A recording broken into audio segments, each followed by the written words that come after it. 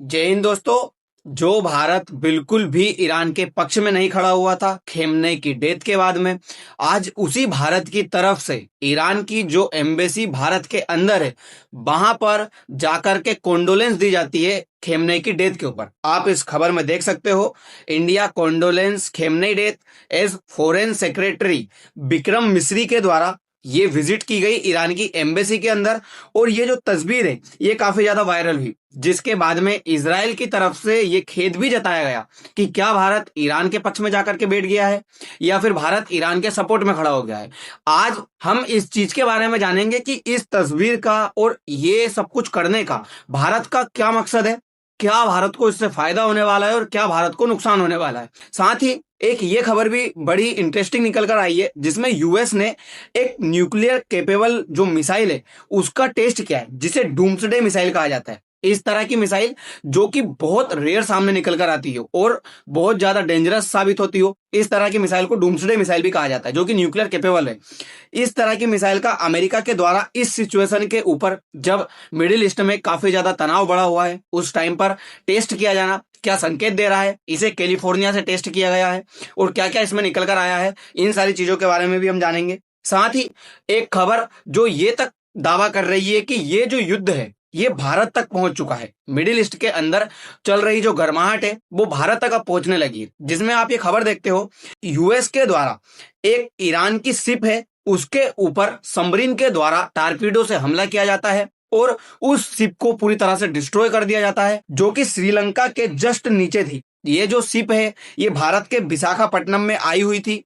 भारत की तरफ से एक एक्सरसाइज, मिलन एक्सरसाइज का जो आयोजन किया गया था, उस एक्सरसाइज में पार्टिसिपेट करने के लिए भारत से जब ये वापस जा रही थी, तो ये श्रीलंका के पास में यहाँ पर जो है इसको अमेरिका की सबमरीन के द्वारा डिस्ट्रॉय कर दिया जाता है और भारत की तरफ से कुछ भी नहीं कहा जाता है। तो सवाल ये कि भारत क्यों चुप है यहाँ पर। और साथ ही इसमें खबर निकल कर आई है कि 87 जो उसके सोल्जर्स थे ईरान के, वो डेथ हो चुके हैं। 101 से ऊपर जो लोग हैं वो फिलहाल में लापता है, उनका इलाज भी चल रहा है कईयों का। ये सब कुछ खबरें सामने निकल कर आई है। तो आज हम इन सारी चीजों के बारे में पूरी तरह से डिटेल में जानने वाले हैं कि इससे भारत को क्या फायदा है और क्या नुकसान है। इन सारी चीजों के बारे में आज हम जानेंगे। जय हिंद दोस्तों, मेरा नाम है कपिल और मैं आप सभी का स्वागत करता हूं एजू करंट इंडिया पर। दोस्तों, एक खबर जो भारतवासियों को काफी ज्यादा परेशान कर रही है, कल से ही निकल कर आ रही है, जिसमें लोग काफी ज्यादा मात्रा में पेट्रोल और डीजल भरवा कर अपने यहाँ पे रिजर्व करके रख रहे हैं। तो खबर ये सामने निकल कर आई है कि भारत के पास में अभी फिलहाल 25 दिन का जो क्रूड ऑयल है वो रिजर्व बचा हुआ है। इसके बाद में भारत के पास ना पेट्रोल है ना डीजल है इससे ज्यादा दिनों के लिए। तो इसीलिए लोगों का मानना है कि अब भारत के पास में पेट्रोल और डीजल की जो सप्लाई है वो बंद हो चुकी है, जिससे कि अब पेट्रोल और डीजल का जो क्राइसिस है वो बढ़ने वाला है। साथ ही लोगों का मानना है कि अगर ये बढ़ा तो इससे बेहतर है या तो प्राइस बढ़ेगा या फिर पेट्रोल और डीजल जो है आना ही बंद हो जाए। तो लोगों ने अपने यहाँ पे रिजर्व करना शुरू कर दिया। पेट्रोल और डीजल के ऊपर काफी ज्यादा मात्रा में भीड़ देखी जा रही है, लेकिन रियलिटी कुछ और है।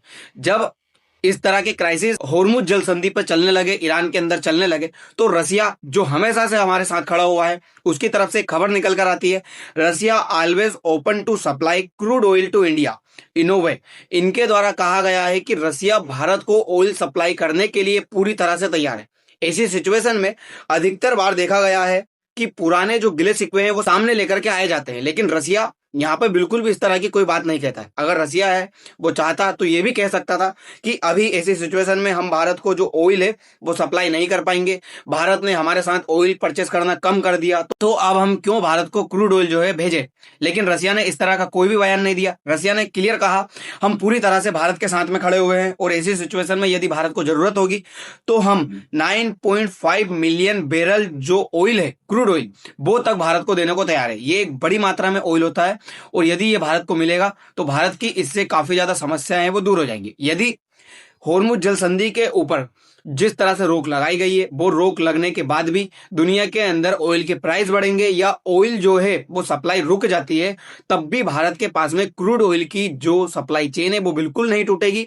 भारत के अंदर ऑयल को लेकर के कोई भी समस्या उत्पन्न नहीं होगी। इस तरह का काम पूरी तरह से कर दिया गया। साथ ही अनुमान ये लगाया जा रहा है कि कुछ जो ऑयल टैंकर्स थे वो यहाँ से आगे तो बढ़े और ये जाने वाले थे ईस्ट एशिया की तरफ, जिसमें चाहे या तो जापान हो या चाइना हो, इनकी तरफ ये जाने वाले थे, लेकिन इन्होंने अचानक से रास्ता मोड़ लिया और ये होते हुए भारत की तरफ आने लगे हैं। तो अनुमान तो ये भी लगाया जा रहा है कि भारत के पास में जो रसिया के क्रूड ऑयल टैंकर्स है वो अब भारत को सप्लाई होने भी लगे हैं, तो जिससे भारत के अंदर दिक्कत जो है उत्पन्न नहीं होगी। साथ ही ये जो होर्मुज जल संधि है, ईरान के द्वारा इसको पूरा ब्लॉक कर दिया गया। इसकी यदि चौड़ाई देखें तो ये 50 किलोमीटर के आसपास बताई जा रही है, लेकिन जो ऑयल टैंकर निकालने के लिए जगह चाहिए वो सिर्फ 3 किलोमीटर के आसपास चाहिए। इस जगह के ऊपर जैसे ही कोई ऑयल टैंकर यहां से निकल कर जाता है, दुनिया का 20 से 25% जो ऑयल का व्यापार है वो इसी एरिया से, इसी रास्ते से होकर के निकलता है।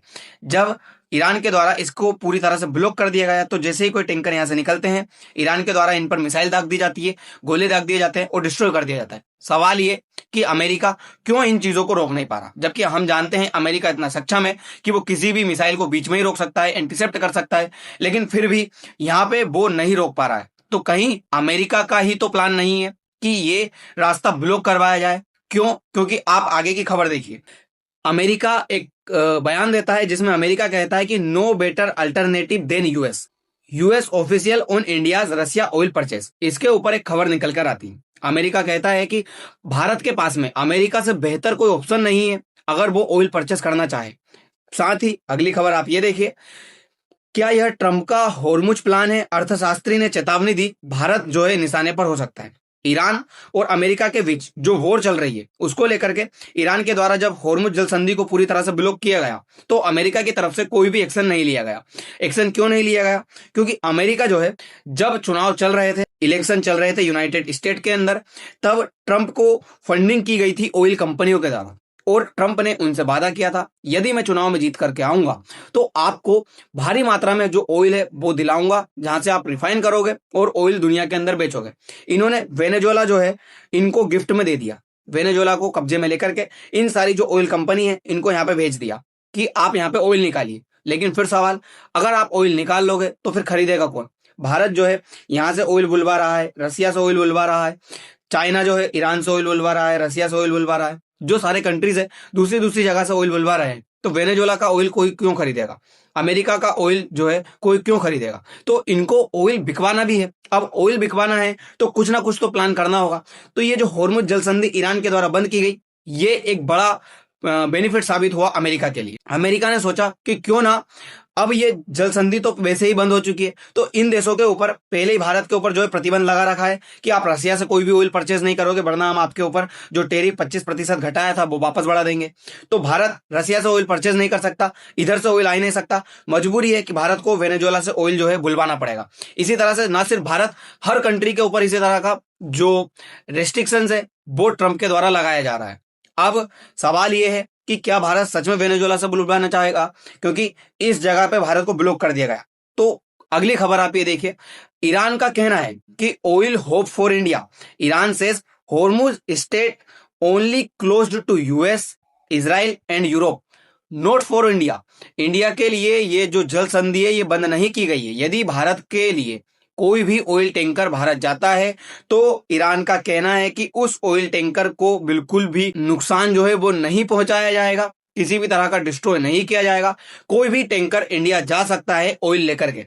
तो अब अमेरिका का जो ये प्लान है कि वो वेनेजुएला का ऑयल दुनिया के अंदर ज्यादा से ज्यादा बेचे, तो ये प्लान कहीं ना कहीं फेल होता नजर आएगा। अमेरिका इससे और ज्यादा हिट होगा, और कहीं ना कहीं आप ये देखिएगा इस होर्मुज जल संधि को ट्रंप जो है वो खुद ही बंद करवाने की कोशिश करेंगे, खुद ही इस तरह का काम करेंगे जिससे कि होर्मुज जल संधि है वो बंद हो, और जो भी ये टैंकर वगैरह है वो यहां से ना निकल पाए। क्योंकि यदि निकलने लगे तो अमेरिका का ये प्लान जो है पूरी तरह से फ्लॉप हो जाएगा।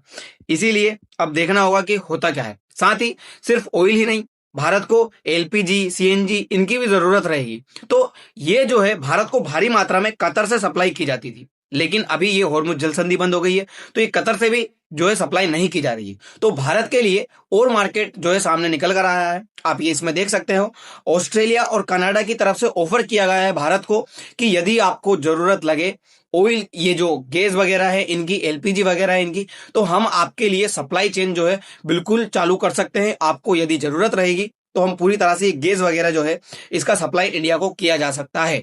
मतलब अगर होर्मुज जल संधि बंद भी हो जाती है तो भारत के लिए कोई बड़ी बात नहीं रहेगी, भारत को जो है कोई प्रॉब्लम नहीं आने वाली, किसी भी तरह की भारत की जो सप्लाई चेन है वो बाधित नहीं होगी। भारत जो है अलग अलग मार्केट ढूंढ चुका है। पहले ही भारत 40 अलग अलग देशों से जो है ऑयल परचेस करता है, तो इतनी बड़ी दिक्कत भारत के सामने नहीं आएगी। तो भारत के अंदर जो भी लोग रह रहे हैं वो इस चीज से बिल्कुल निश्चित रहे कि भारत के अंदर किसी भी तरह का ऑयल क्राइसिस आने वाला है। हाँ, हो सकता है थोड़ा सा ऑयल महंगा जरूर हो जाए, लेकिन क्राइसिस जो है नहीं आएगा। अभी फिलहाल की हालत में भारत के पास 25 दिन का ऑयल रिजर्व है, और 25 दिन का जो ऑयल है वो प्राइवेट जो हमारी कंपनियां होती है ऑयल की, उनके पास रिजर्व है। तो टोटल देखा जाए तो 50 दिन का ऑयल भारत के पास में फिलहाल में रखा हुआ है। अगर ये युद्ध 50 दिन से ज्यादा चलेगा और स्ट्रेट ऑफ हॉर्मुज नहीं खुल पाती है पूरी तरह से, तब भी भारत रसिया से जो ऑयल है वो परचेस करना शुरू कर देगा, क्योंकि हम हमारी जरूरत का ऑयल जो है वो परचेस करना बिल्कुल भी बंद नहीं करेंगे। भारत की तरफ से कह दिया गया है कि हम हमारी जरूरतों का, हमारे हितों का पूरी तरह से ध्यान रखेंगे। अब देखना होगा कि आगे ये युद्ध कहां तक चलता है और भारत को क्या फायदा होता है या नुकसान होता है, क्योंकि आज की तारीख में भारत को नुकसान इतना बड़ा दिख नहीं रहा है। दोस्तों फिलहाल के लिए इतना ही, मिलते हैं अगली वीडियो में। धन्यवाद।